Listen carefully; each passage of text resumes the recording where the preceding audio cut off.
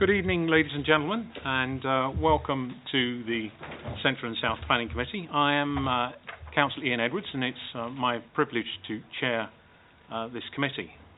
A warm welcome also to any viewers that may now have joined us on our Council's YouTube channel.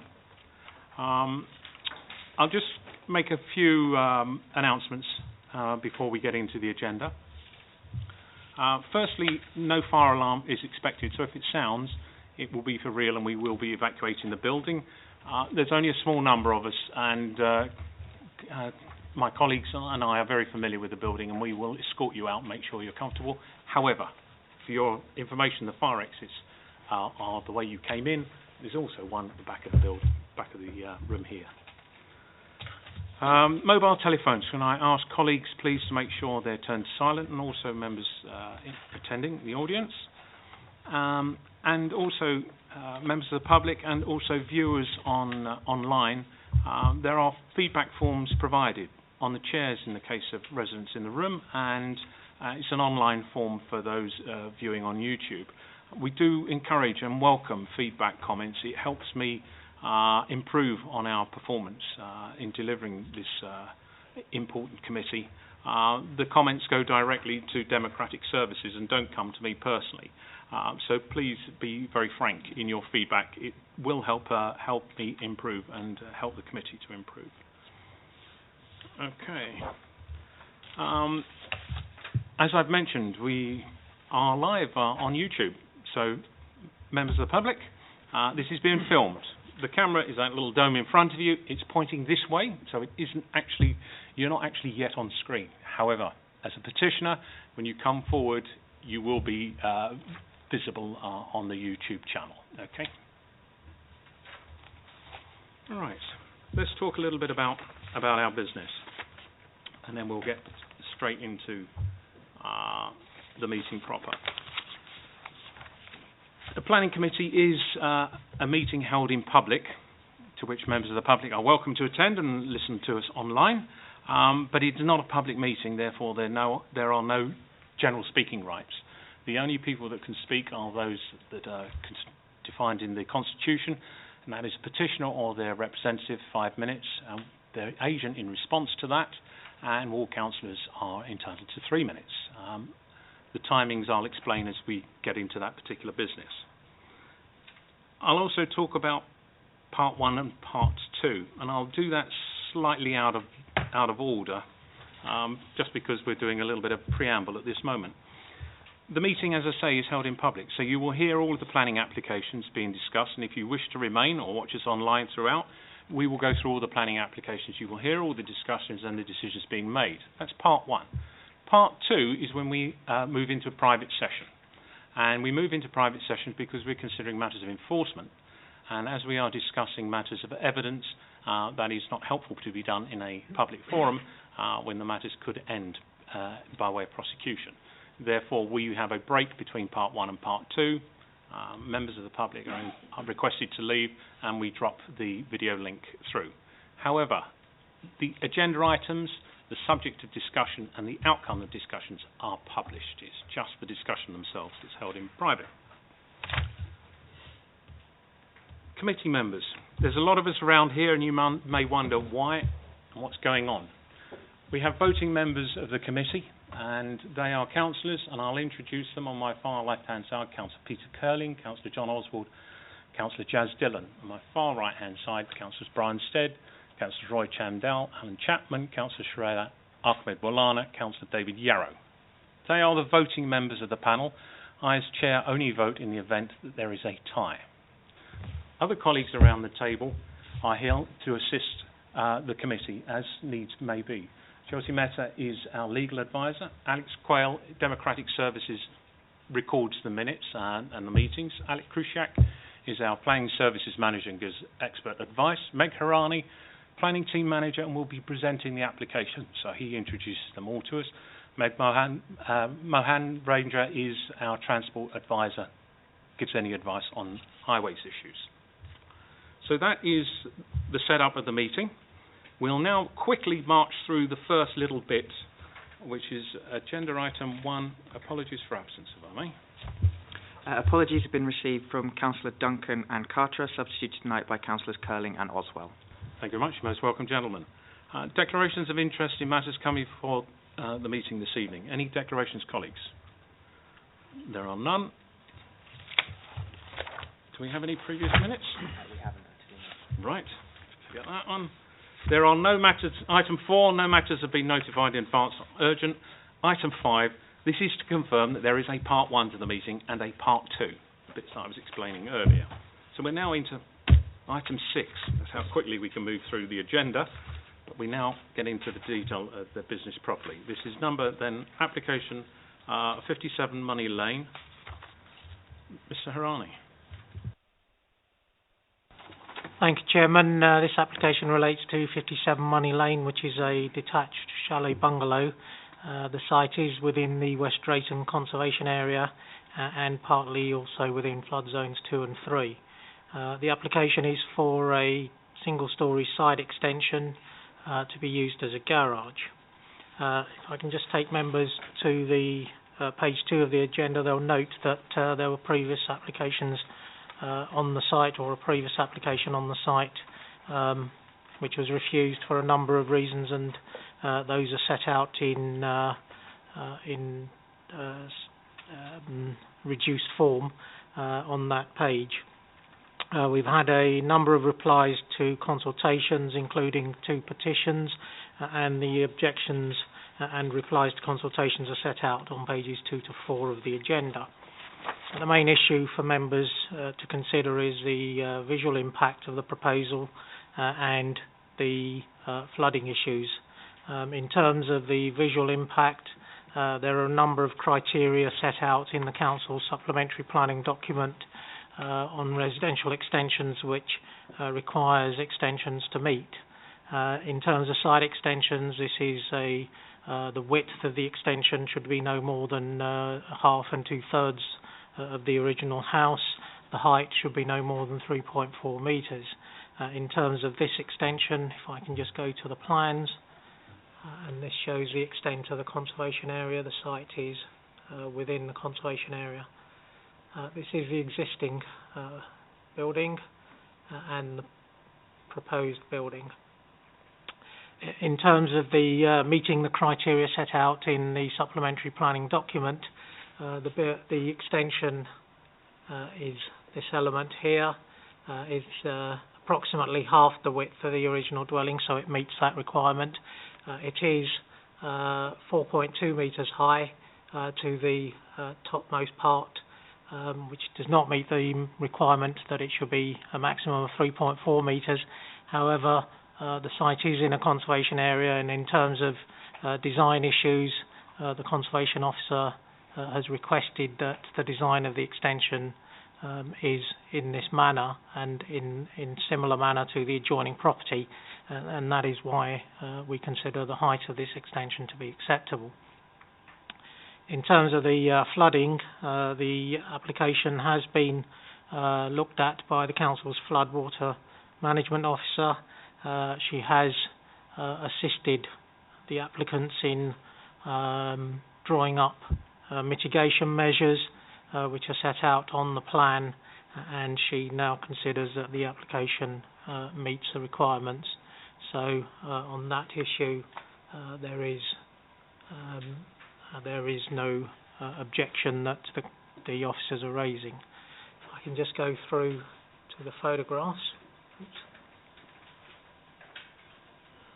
That's the existing property, and from the other side, and that's the adjoining property at 59.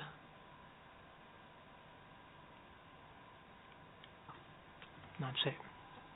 There is an addendum on this issue, or on this application, and we received further comments from the adjoining occupiers relating to the boundary of the site, and we have set out those objections and the officer's comments on that in the addendum, and again the comments relating to flooding issues are set out in the addendum as well. In relation to the boundary issues, The applicants have been, they were asked to look at the information that was provided. They are of the view that the red line that they have drawn on the site is in the right position. Thank you, Chairman. Thank you very much. Now turn to the petitioner. Mr. Boniface, if you'd like to come forward, please, sir. You will see before you a microphone with, I hope, a single button at the front. When you press that on, the microphone becomes live, and that enables us to record all the voices. Okay.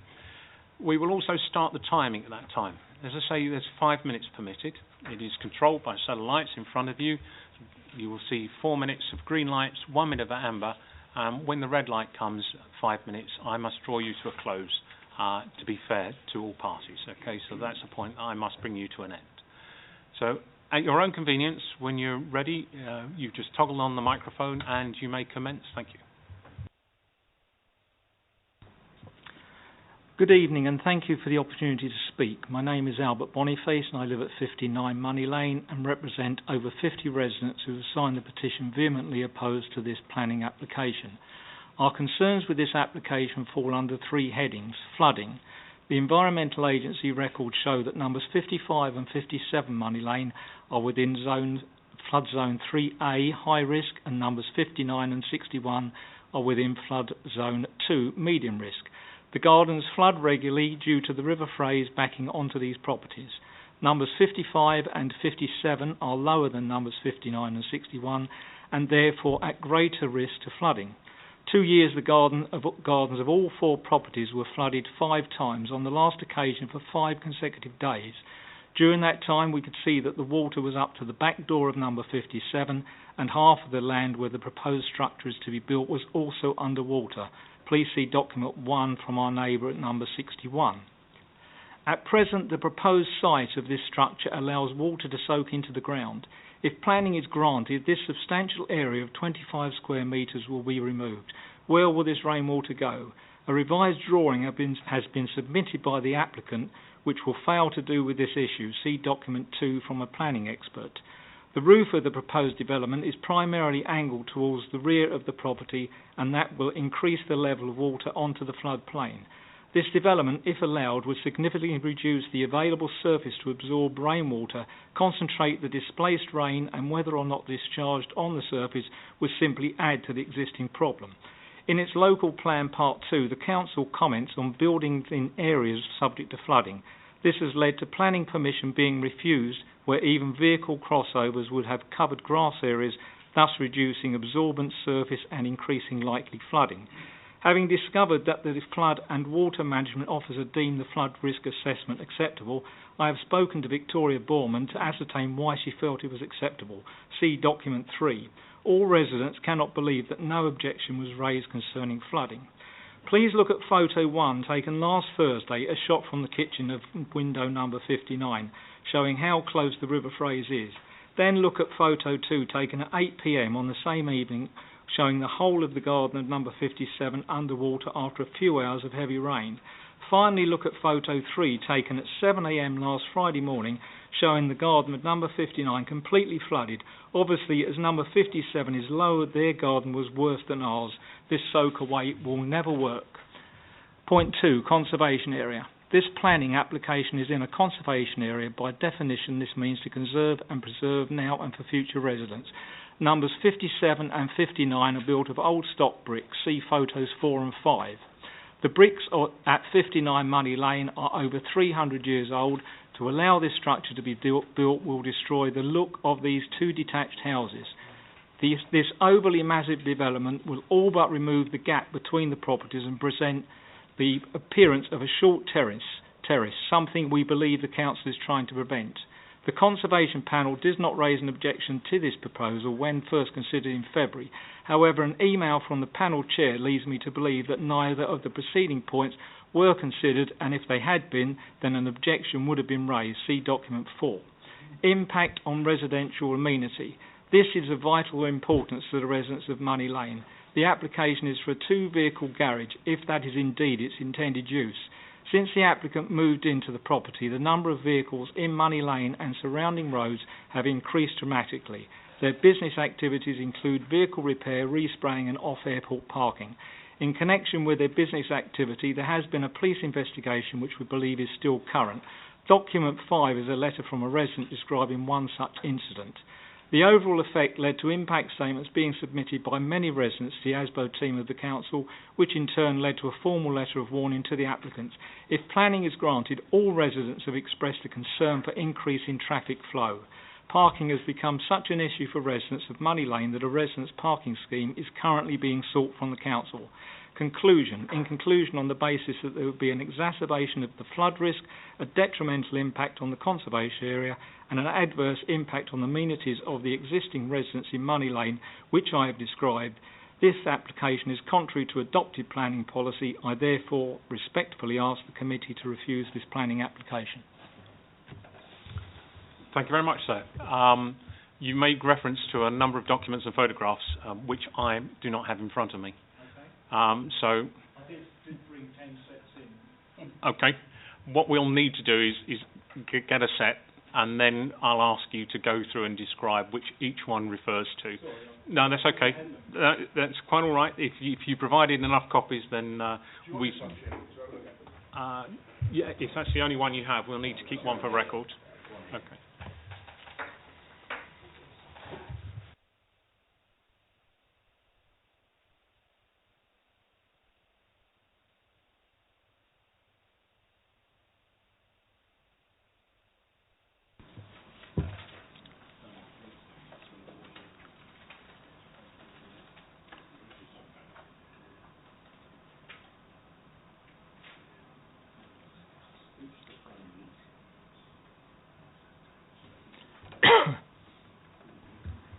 Sorry, is this a matter of business? It's just a matter of information. This was provided to each member of the group by me. Went into the Conservative group office on Monday. Okay. And it was addressed, each envelope was addressed to each member of the committee. I've got it, but it's not, I didn't bring it with me. Okay, thank you.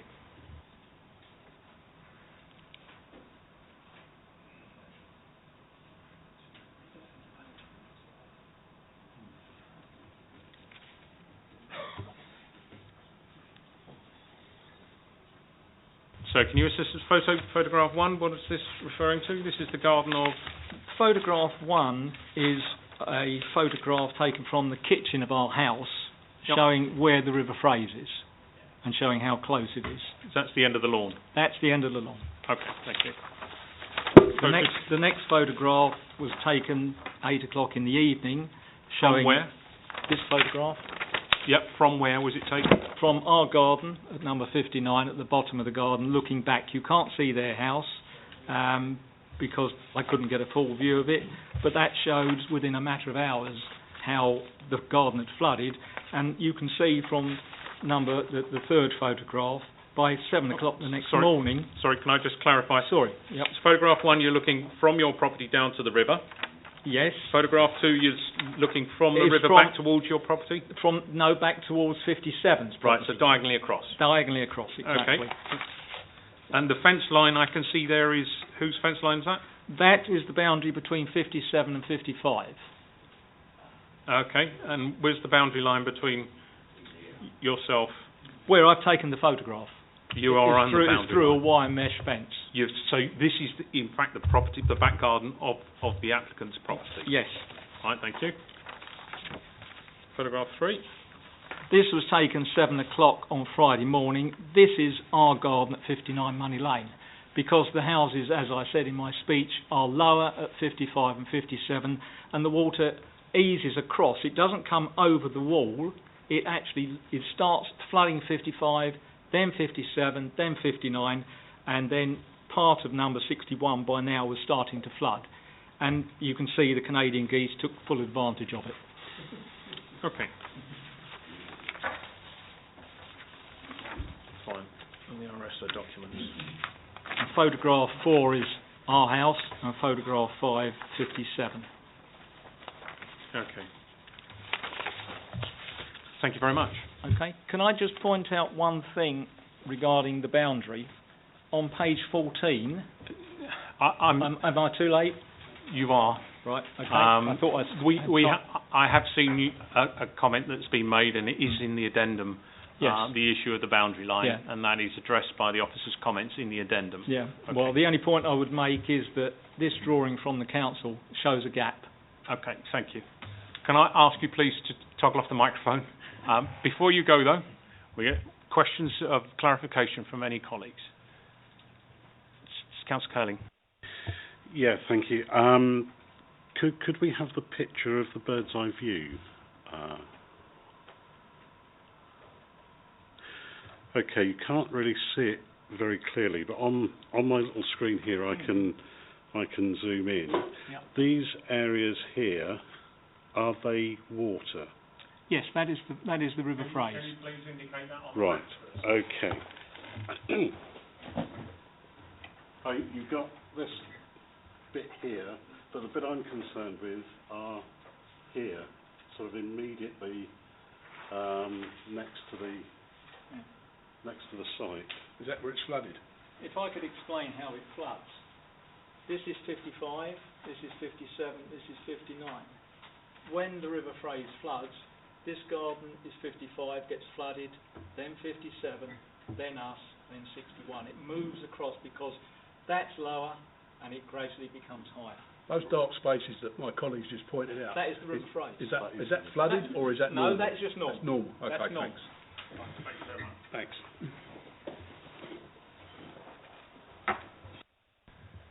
Councillor Yarrow. Thank you, Chairman. On the main set of drawings that we've got, it shows an ordinary water course running very close to the houses. What exactly is that? Is it a drain or is it part of the fray? It was a culvert that has long been... Sorry, So thank you. This has been a culvert that's long since dried up. There was a culvert, if I can explain, there was a culvert starting at 55 that went diagonally across, and then this here, that is where it's still there. It used to apparently flow up into the Garden City. Somebody built a house up there, it was blocked off, and the culvert as such dried up. But it still obviously when the River Phrase floods, that obviously does not help the flooding. Does the water actually go into that culvert? Oh, yes. And then is it taken away, or does it flood somebody else further down the street because it's lying on top and not soaking away? Exactly. Thank you. Microphone. Any other questions, colleagues? Thank you very much, Mr. Boniface. If I could invite you please to return to your seat. Is the applicant, Mr. Paul Leake, or their agent, Mr. Peter Norman, present, wish to speak? Okay. Councillor Sweeting, please, if you would come forward. 3 minutes speaking time as per the Constitution. Please, when you toggle on the microphone. Thank you.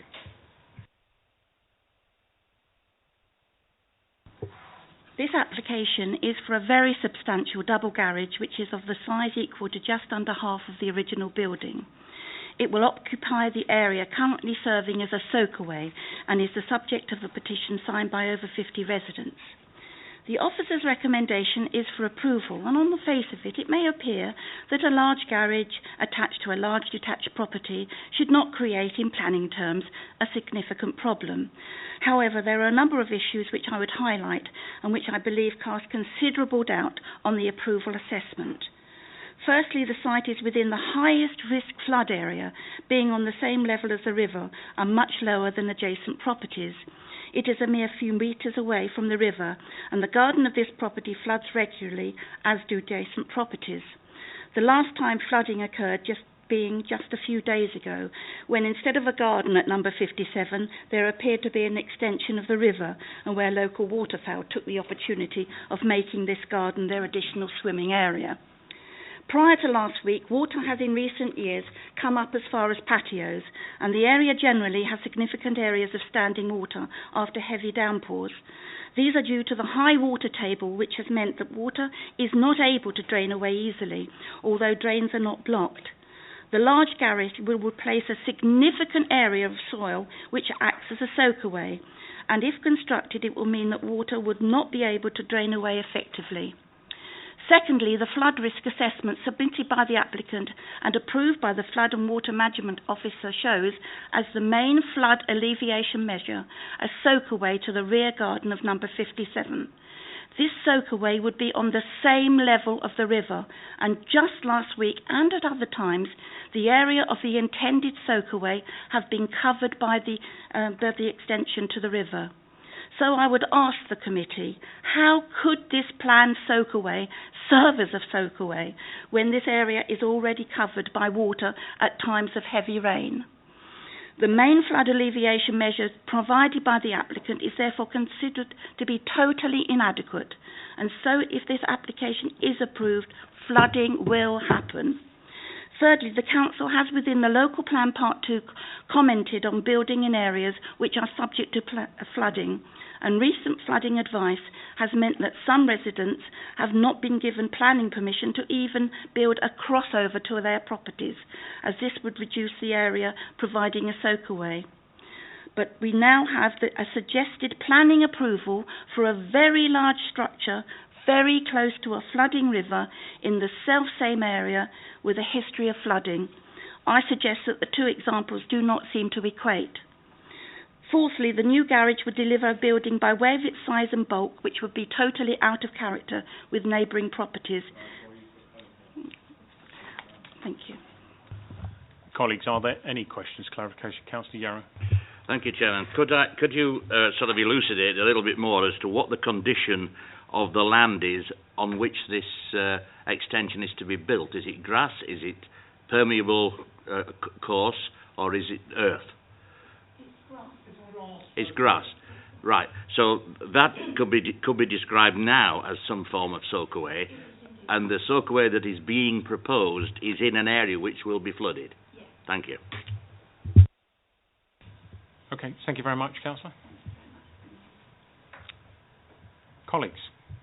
Councillor Oswald. Thank you very much, Chairman. I think there are some serious issues here. Obviously, with the river phrase being so close to the properties, and we've seen evidence and we've heard evidence, and it's in the photographs, that when that floods, then these gardens flood. How long this has been going on, I don't know. It may well be since that culvert has been blocked off. I should have asked the question, but I didn't. But anyway, we'll move on from that. So I think there are some issues to do with that, because this area could well have a high water table anyway, which would just exacerbate the problem. A week last Friday, this does relate to this. We did a site visit on North Plan in a house in Pinway, which is in a high water table area. And while we were standing on the lawn in the back garden looking at the back of the property, I won't say we were treading water, but the lawn was like that, because that area is also high water table, and there's been some problems there in the past. Some years ago, a lot of money was spent to try and alleviate the flooding in that area. It's managed to do certain things there, and it's not as bad as it was. But this area here also, I would think, has a high water table as well. And if this river floods every time it rains, and last week it was particularly bad, I haven't seen water on road surfaces in Hillingdon like that for about 30 years. I don't remember seeing it like that. And I have some concerns about this. And it's all very well saying in the report that the flood alleviation would be okay if this garage was built on grass, which is a natural soakaway anyway. That's right, it's all in the report, isn't it? I'm very, very uncomfortable with the fact that this is for approval, Chairman. And at the moment, I think I'll leave it there. I might want to come back, but I'm a little bit concerned about this, and I don't even know whether I can support this application. Thank you, Chairman. Thank you very much. I have lots of hands going up. We'll start with if I may, Councillor Yarrow, please. Thank you. Thank you, Chairman. Well, I agree with everything that Councillor Oswald has said. Personally, I don't think we have enough information. I'm minded not to approve it. However, I don't think we've got enough information to make that decision, because we don't really have any information from our water engineer. as to how they arrived at the decision that it should be approved, and what is the nature of the flooding that takes place in that area. I'm just worried that we've got a soakaway that's about to be destroyed and replaced by another soakaway which can't possibly work if it's 6 inches or 9 inches underwater. So it cannot act as a soakaway. So, I mean, there are many things we can do. I think we need to personally defer it until we get that information, and then we can make a proper decision on this property. So can I formally put it on the table, and somebody else can second it if they wish? I'll second that, Mr. Chairman. Thank you. Can I just ask at the moment, Councillor Chamdale, if you wish to come in, did indicate a degree of urgency to speak. Thank you, Chairman. I'm just going to really repeat what colleagues have said, really, because here we have a report which is saying it's fine in terms of flood risk, and yet we have documented evidence from the petitioner showing something different in terms of there is a flood risk there. The water does come right to the edge, and we say we've got to have a soakaway, existing soakaway, which doesn't cope, and now we're going to cover that soakaway. Not quite sure how that fits in with everything, so I would definitely like some more detail. Possibly have the officer out here to explain and give us some more information how she arrived at a decision. Then obviously then we can go with that. I would definitely second a deferral. Yeah. Thank you very much. Okay, I see plenty of appetite to go down that road, and I must admit I don't believe there's sufficient information. So an easy course at this stage will be just to defer it. But before we go there, I wonder whether or not it's worth spending just a couple of seconds to reflect on the other grounds. I mean, the flooding is an issue that we don't have the information on to make a decision. We've heard, though, the conservation area and appearance and the lack of the gap, but we've heard from the officers saying that is okay. And we've also heard about residential amenity and the vehicle repair and off airport. Again, we've had some comment in the report about that. I would just welcome some views around the table about the extent to which they are an issue, so that we can properly focus the next bit on those things that need to be resolved. Councillor Oswald. Thank you very much, Chairman. I mean, the business activity there, that's been well documented in a documentation that you've got now that was mine, but that's okay. I've read through that anyway, and I think that's telling us something else. Is this business activity that's going on here at this property, is that anything to do with this committee, or should this be going somewhere else? Thank you, Chairman. Thank you very much. I will bring in our Planning Services Manager, if I may, here at this point, regarding the point being made about the lack of amenity. Should this garage become used for business purposes, what recourse would the Council have if this were approved on this matter?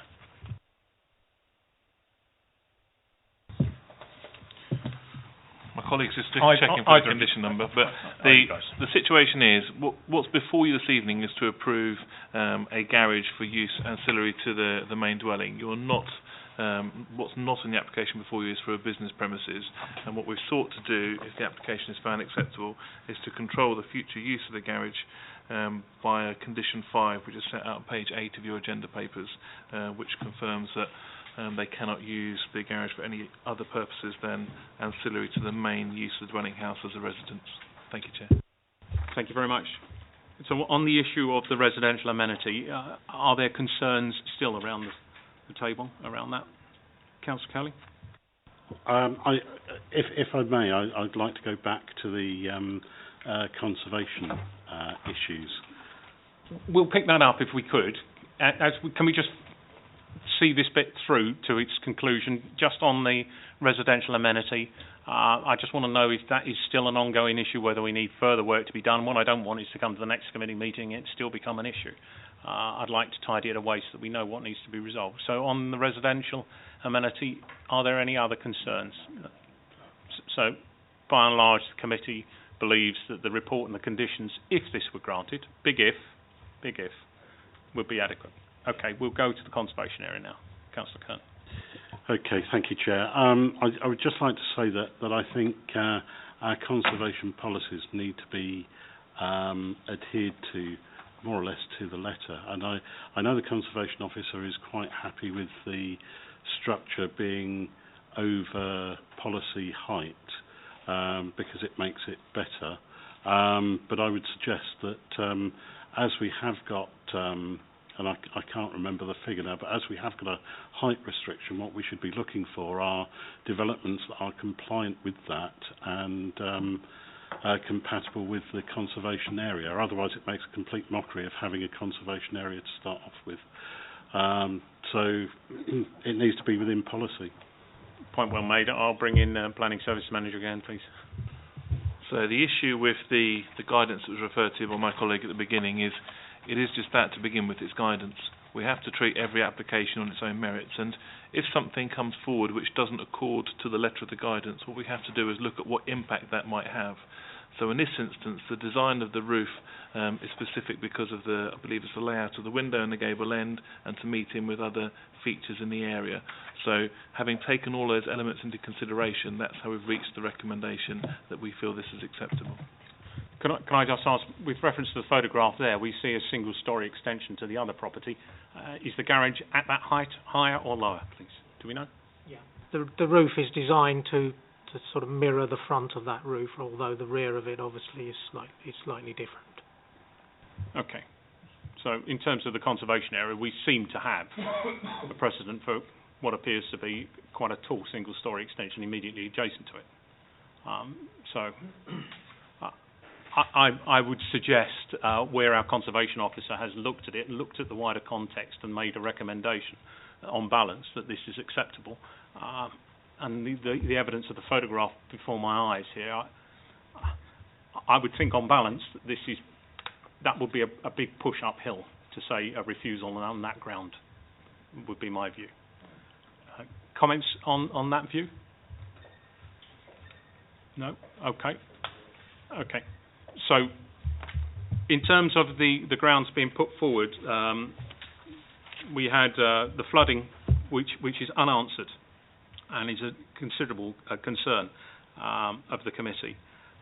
And for that reason, it has been proposed by Councillor Yarrow, seconded by Councillor Oswald, that we defer this meeting for further information regarding the flood risk presented by this development, particular reference to the loss of ground soakaway as a consequence of the footprint moving from grass/garden to built garage, as well as any impact that the garage may have on any water flows, movements, or what have you. Expressly like some information on that, either in person at the next committee or by way of a fuller report with one of your managers being able to answer further questions. Okay. Yes, Councillor. Can we also have clarification on if that soakaway that they've negotiated is the best case scenario, and whether a better soakaway would have been financially unviable? Because I think, personally, the officers have suggested that as the best case scenario, and I would have put it up for going against the officers' recommendation personally, but I think this whole question of the soakaways and the mitigation measures being suggested needs further explanation. We need to be able to probe that more closely, because at the moment I think there's too many unanswered questions. So that's proposed and seconded. Can I have a show of hands on that, please? Unanimously agreed. That's deferred. Okay. Let me just take a quick second to explain what's happened. We are, as a committee, concerned about the issue of flooding, and the information before us is not sufficient to enable us to make a decision. Rather than at this stage refusing, because we haven't had that information before us, we've asked for a deferment for the flood officer to attend or to provide additional information on which we can then form a decision. It may still be approved or rejected on the grounds of the flood risk. This is given no indication of which way that decision will go. It just says you've raised some very substantial concerns that we need to be properly answered. You have heard, though, on the issue of the conservation area appearance and also the residential amenity, that by and large, if this were a granted planning permission, conditions would be attached such that the control of any improper use of the garage could be managed by other legislation, and that would prevent us from refusing it, because that's a controllable way forward. And with regards to the conservation area, a lot of these things are subjective balance, and whilst I recognise the view and I recognise the guidance, it is guidance, and I am impacted by the photograph of the neighbouring premise that has quite a tall single-storey side extension, which would be neighbouring the garage. The conservation officer is our expert. They have taken a view, and generally the committee appears to be accepting of that view. So when we come back on deferment, we will be looking expressly at the flooding issue and working that one straight the way through to satisfy ourselves that this building would not in any way result in additional flood risk to the area. Okay? Thank you very much, everybody. Hold on. Thank you very much. I have been reminded that our rules require, should you wish to speak again, you need to raise another petition. Okay? However, what you have said has been recorded. We have the documentation. It will be the same councillors appearing. So whether or not anything is actually gained by speaking again is a matter for your consideration and your decision. Okay? But if you do, it's a new petition. Okay? Thank you very much.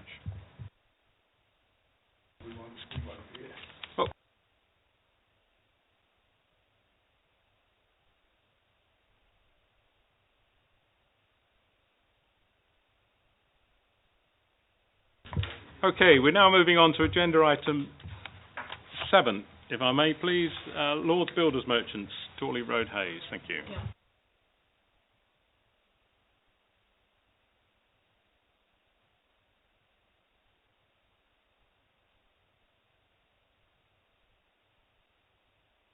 You see there, sorry, the red element that you see there is a single-storey building at the moment. It's an older building. The rear part is a newer building as a warehouse, and what is proposed is a raising of the height to make the front element 2-storey. If I can go to the existing plan, you'll see on the bottom the elevations there, the ridge up on the top there. This element here is this point position there, and what's happening is that the sides where the ridges are being raised, the roof is becoming shallower, but the building will be at virtually the same height, slightly lower than the building behind it. So if I go to the photographs and you see the building behind it is the newer warehouse building, and that's the older building which is being raised to provide a 2-storey element, and the building behind it that you can see is there, so it's being raised to that height. In terms of the impact on the greenbelt, we feel that it's a minimal impact, and therefore we're recommending approval. Thank you, Chairman. Thank you, Councillor. Yeah, I drive past this most days, and you can't see that smaller building. You have to look into the property to actually see it, so I would have no problem. Yeah, thank you. I think it's good that we have businesses wishing to invest in our borough and develop and expand. Okay, so help us take it forward then, please, somebody. Councillor Dillon. Councillor Yarrow seconding. Show of hands, please. That's unanimous. Thank you very much. It's approved.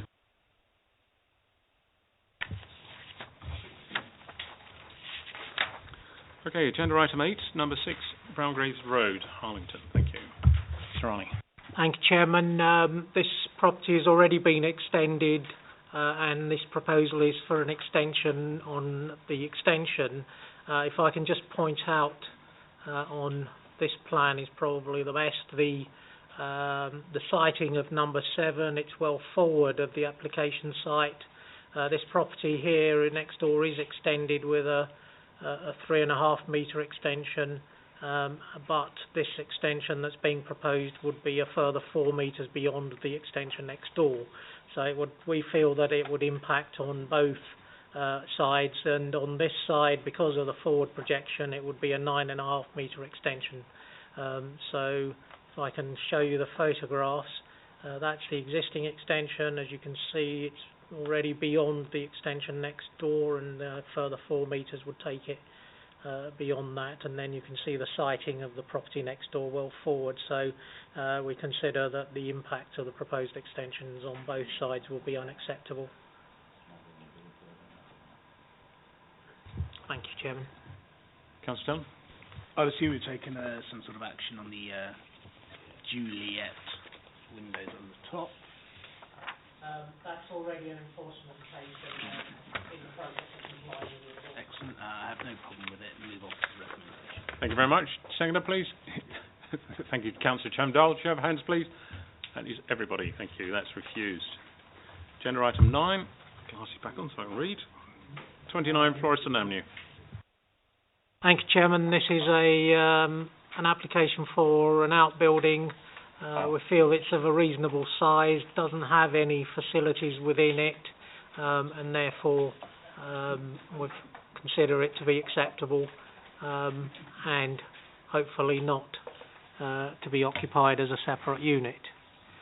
There are other, as you can see, other outbuildings in the vicinity. It is backing onto a service road, and therefore there are a number of garages and outbuildings in adjoining sites, which this would relate to. So we're recommending approval on that basis.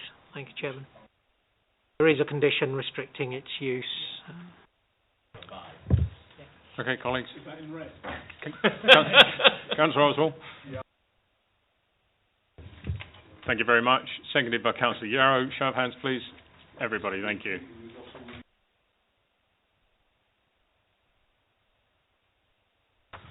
At number 10, land at 186 Grosvenor Crescent, Hillingdon. Yeah, members may recall this has been to committee in a different guise. It was a 2-bed unit that was proposed previously. This is a single-bed unit.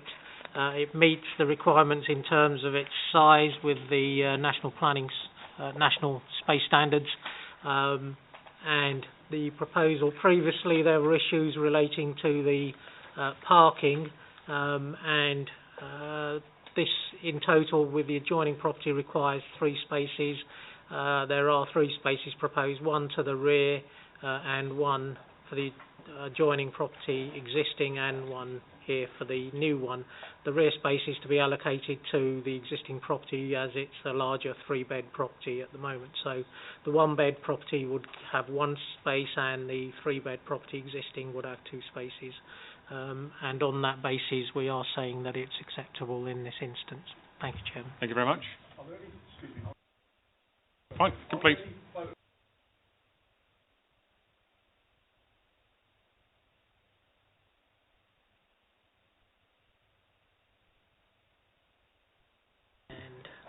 Then the rear, you can see that the hard standing is in position at the moment. Yes, just I was looking at the OS map and it looks a little bit narrow. That's The back of, but it looks okay. yeah. Yes, thank you. Thank you, Councillor. Any other issues, colleagues? Anybody help wishing to move this forward at all? Councillor Stead, thank you. Thank you very much. Second, Councillor Villano, thank you very much. Show of hands, please, on that. That's everybody, thank you. Agenda item 11, North Hyde Road. This is a change of use from a travel agent to a tattoo studio. This property isn't in a protected parade of any sort, but there are policies which seek to retain a minimum number of essential shop uses, and on page 68 you can see the parade and what it comprises of, and there are at least 3 essential shop uses within that. You've got a grocers, newsagents, butchers within that, so your officers consider that the change of use is acceptable. There are no external changes proposed. Again, if I can go straight to the photographs, there is only one, but it's the Carib Jet travel agents that's being brought back into use. Thank you, Chairman. Thank you, Councillor Dillon. Carib Jet has been closed for 3 years, so move off as a recommendation. Thank you very much. Councillor Chapman seconded. Show of hands, please, on that is everybody. Thank you very much. That's agreed. Agenda item 12.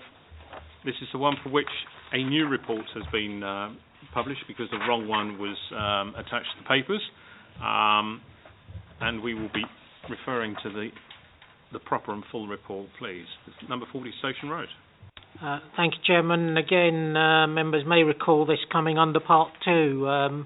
there was an existing or a unauthorised outbuilding that was constructed, which was of a considerably larger size than the one that is being proposed for this application, and enforcement notices or enforcement action was threatened, and this application and the works that have taken place we feel is now within the size and scale. The previous, you may recall, had a canopy which came out to the edge of the grass there.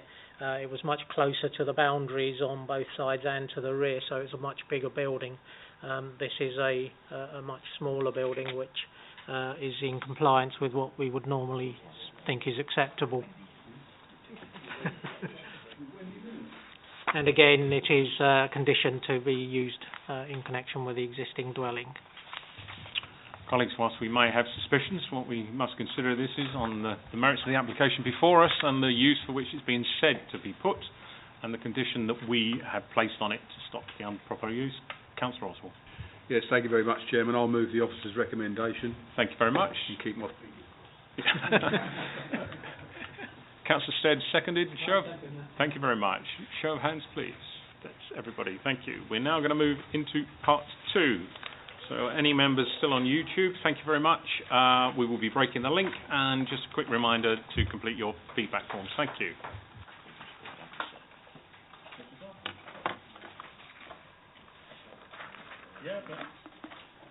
We're being inspected to make sure we comply. Okay?